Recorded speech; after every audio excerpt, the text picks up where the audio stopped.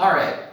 So looking ahead, we've got some really wonderful stained glass here in the baptistry. And going from left to right, first of all, this over here is depicting Philip, who is baptizing the Ethiopian eunuch, a story that comes out of Acts chapter 8. And so I'll be reading that now. Then an angel of the Lord said to Philip, "Get up and go toward the south to the road that goes down from Jerusalem to Gaza." So he got up and went. Now there was an Ethiopian eunuch, a court official of Candace, queen of the Ethiopians, in charge of her entire treasury. He had come to Jerusalem to worship and was returning home. Seated in his chariot, he was reading the prophet Isaiah. Then the Spirit said to Philip, "Go over to this chariot and join it." So Philip ran up to it and heard him reading the prophet Isaiah. He asked, "Do you understand what you are reading?" He replied, "How can I, unless someone guides me?" And he invited Philip to get in and sit beside him. Now the passage of the scripture that he was reading was this: "Like a sheep he was led to the slaughter, like a lamb silent before its shearer, so he does not open his mouth. In his humiliation justice was denied him. Who can describe his generation? For his life is taken away from the earth." The eunuch asked Philip, "About whom, may I ask you, does the prophet say this, about himself or about someone else?" Then Philip began to speak, and starting with this scripture, he proclaimed to him the good news about Jesus.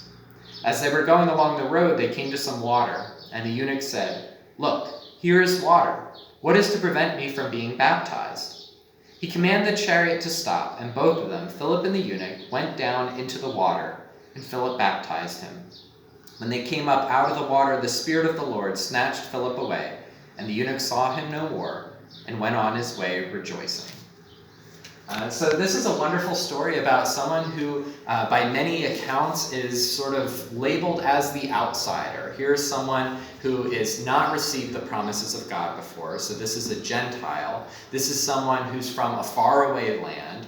This is someone who, as a eunuch, would have been ostracized as well, that he wouldn't have been able to worship God in the way that he wanted. And yet God brings Philip there to bring him into God's church. A really beautiful story.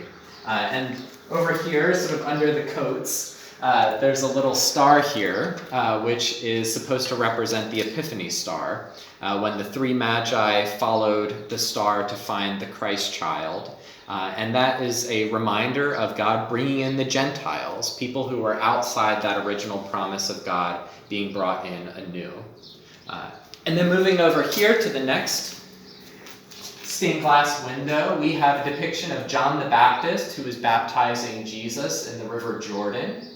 And I think we talked about on a previous one the symbol of the anchor. It sort of looks like a cross. You can see that in the top part of it. And it's also a reminder of sort of in this voyage of faith that Christ is our anchor when the waters get choppy.